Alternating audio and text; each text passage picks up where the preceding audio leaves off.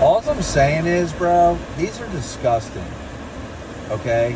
If you're gonna put this shit in your ear, bro, look at the earwax. Now see this one, bro? This is mine.